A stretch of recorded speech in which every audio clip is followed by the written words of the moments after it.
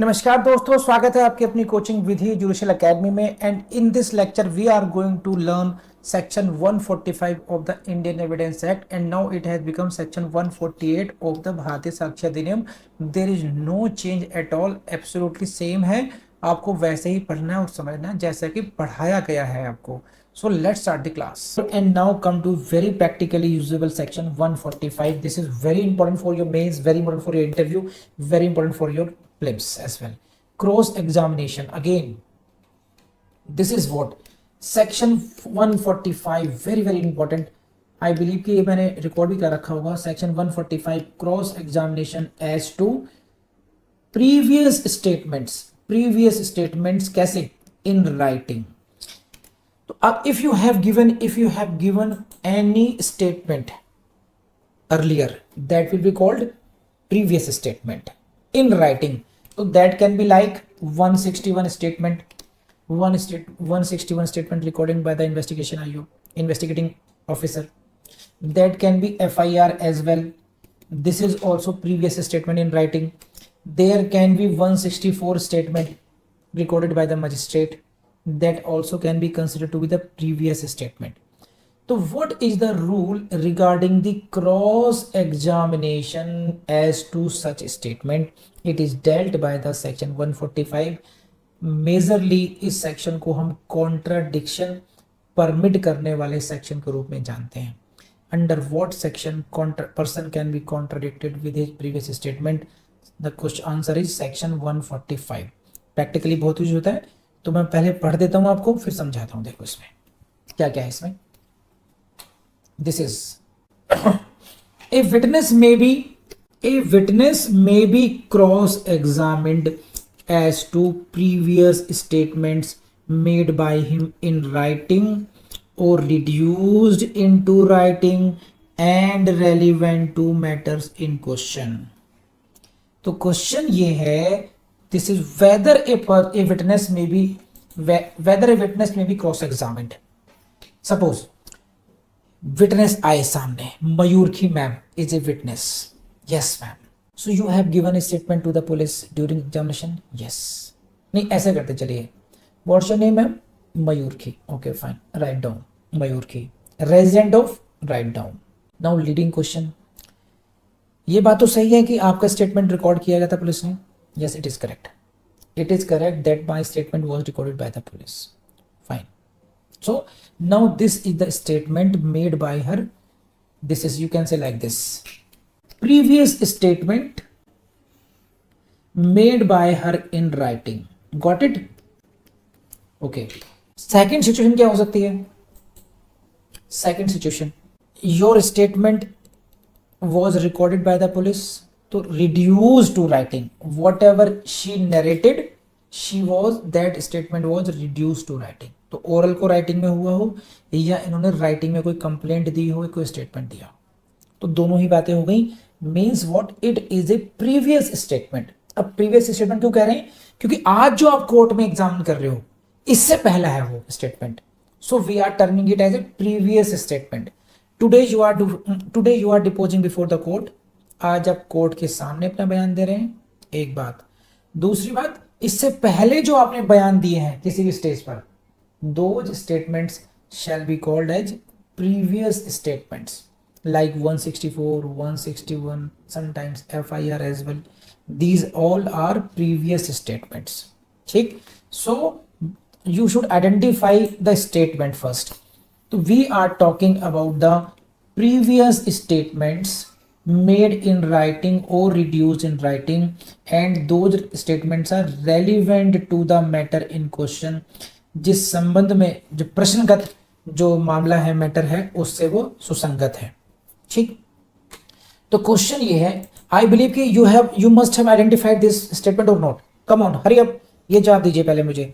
ये आपने स्टेटमेंट को रिकॉग्नाइज कर लिया, नहीं कर लिया? What is all about this statement we are talking about a previous statement which was either in writing or which was reduced to writing, and secondly which is relevant to the matter in question.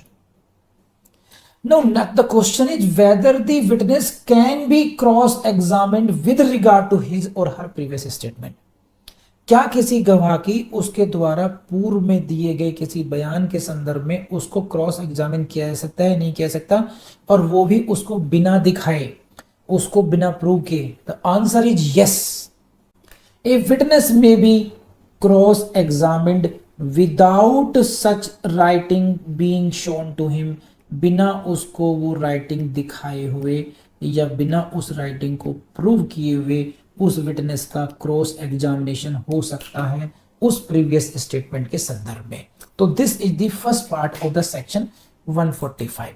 145 का ये एक part हो गया। बोलो yes और note. तो answer is yes, the witness may be cross examined, how? Even without showing that writing, कि तुमने क्या लिखा था वो तुम्हें नहीं दिखाएंगे अब। Without being shown to him, no we will not show you, but cross examine करिए, बताइए करेंगे। अभी वो प्रीवियस राइटिंग प्रूव नहीं हुई है, but he can be cross examine with regard to that. ठीक, तो ये हुआ वन पार्ट ऑफ सेक्शन 145। अब आ जाइए नेक्स्ट पॉइंट पर। तो अभी हम बात कर रहे थे क्रॉस एग्जामिनेशन पर, अब क्या है वर्ड ध्यान पे रखना। If it is intended to contradict him, if it is intended to contradict him by the writing, ये है intention। if you are intending to contradict him with that writing, then you will have to follow the procedure। अगर आप उसको cross examine तो कर सकते हैं बिना दिखाए, लेकिन आप चाहते हैं कॉन्ट्राडिक्ट करना, then the procedure is this: his attention must be called to those parts of it which are to be used for the purpose of contradicting him। अगर आप if you want to contradict him, the procedure is that you will have to draw his attention। it means you will have to show him that see earlier you have said this, now you are saying this। तो उन parts में जिन parts के आप उसको contradict करना चाह रहे हैं, वो पार्ट आपको उसकी अटेंशन ड्रॉ करनी पड़ेगी कि शो करना पड़ेगा। अब ये क्या मामला है मैं समझा देता हूँ। हमारे पास जो किरदार है वो है शशांक शेखर, है ना।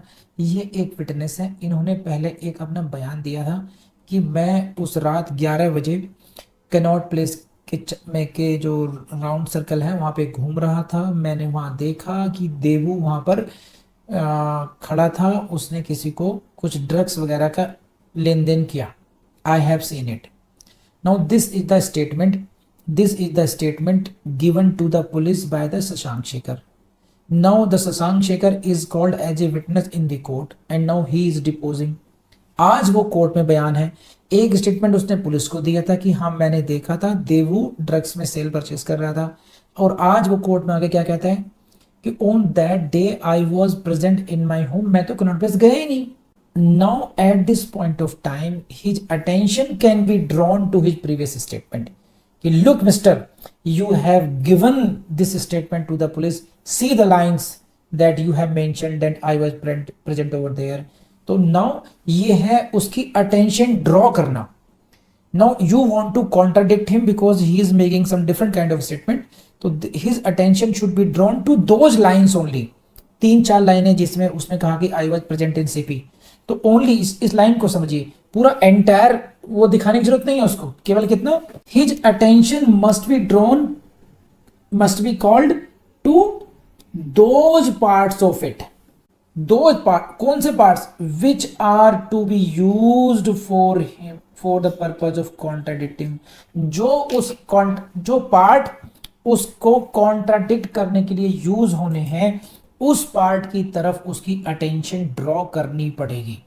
His attention shall be called to those parts which are to be used for the purpose of contradicting।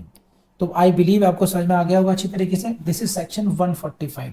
Come on, ये क्या है? खुशी ने कहा सर सिर्फ याद दिलाने के लिए है ना, सिर्फ ये याद दिलाने का नहीं, मतलब उसको अटेंशन ड्रॉ करनी पड़ेगी। देखो वो क्या कहना है, today you are saying this, ये और इससे पहले आपने कॉन्ट्राडिक्टरी, आपका प्रीवियस स्टेटमेंट है और आज का जो स्टेटमेंट है इसमें कॉन्ट्राडिक्शन आ रहा है, तो now he has to explain. वो या तो ये कहेगा no I have not given such statement, police ने अपना आप लिख लिया होगा, आज जो मैं कह रहा हूँ वही सच है, वो ऐसे बोलता है, अधिकतर ऐसे ही बोलेगा वो। हाँ ठीक है, तो सी नाउ दिस इज आज 145 तक tomorrow I will take 146 to end. So दोस्तों, मुझे पूरी उम्मीद है कि लेक्चर्स आपको पसंद आ रहे होंगे, हमारी एफर्ट्स आपको अच्छी लग रही होंगी। एंड मैं आपसे रिक्वेस्ट करूंगा, प्लीज नोट डाउन कर लीजिए, आपको इस चैनल पर एक प्लेलिस्ट मिलेगी, आपको उस प्लेलिस्ट को आपको एक्सप्लोर करना चाहिए। डिफरेंट डिफरेंट सब्जेक्ट्स के डिफरेंट डिफरेंट प्लेलिस्ट मिल जाएगी। ये भी हो सकता है कि एक ही सब्जेक्ट की आपको दो प्लेलिस्ट मिल जाए, अलग अलग फैकल्टीज की भी मिल सकती हैं आपको, ऐसा भी हो सकता है। ये भी हो सकता है कि फाउंडेशन कोर्स की प्लेलिस्ट अलग से हो, क्रैश कोर्स की अलग से हो। यहाँ पर आपको एलएलबी क्लासेस के लिए भी अलग से प्लेलिस्ट मिलेगी आपको। तो keep exploring the playlist of the Vidhi judicial academy YouTube channel. Secondly, जो YouTube पर नहीं प्रोवाइड किया जा सकता वो है नोट्स, और वो नोट्स भी हम आपको फ्री ऑफ कॉस्ट अवेलेबल करवा रहे हैं हमारी वेबसाइट पर vidhijudicial.com पर। उसको एक्सप्लोर करना नहीं भूलेंगे। वहां पर आपको जो भी इंफॉर्मेशन चाहिए आपके कैरियर से रिलेटेड, वो हम सब धीरे धीरे वहां पर अपलोड कर रहे हैं, उसको अपडेट करते रहते हैं। तो please keep exploring that website as well. तीसरी रिक्वायरमेंट आपकी आती है, देखिए, टेस्ट सीरीज की, आपकी प्रैक्टिस के लिए। उसके लिए कोई और ऑप्शन है नहीं, इसके लिए आपको हमारा फिर ऐप डाउनलोड करना पड़ेगा। वहां पर आपको अपनी मर्जी की, अपने हिसाब से आपको टेस्ट सीरीज मिल जाएगी। आपको सब्जेक्ट वाइज टेस्ट सीरीज मिल जाएगी, आपको पूरी फाउंडेशन कोर्स की टेस्ट सीरीज मिल जाएगी, आपको डिफरेंट डिफरेंट कॉम्बिनेशन में भी आपको टेस्ट सीरीज मिल जाएंगी। तो ये काम जरूर कीजिएगा, और इसी के साथ में कॉन्फिडेंस के साथ, विदाउट डिस्ट्रैक्शन, रिवीजन पे रिवीजन करते हुए अपनी स्टडी को कंटिन्यू जरूर रखिएगा। Thank you very much.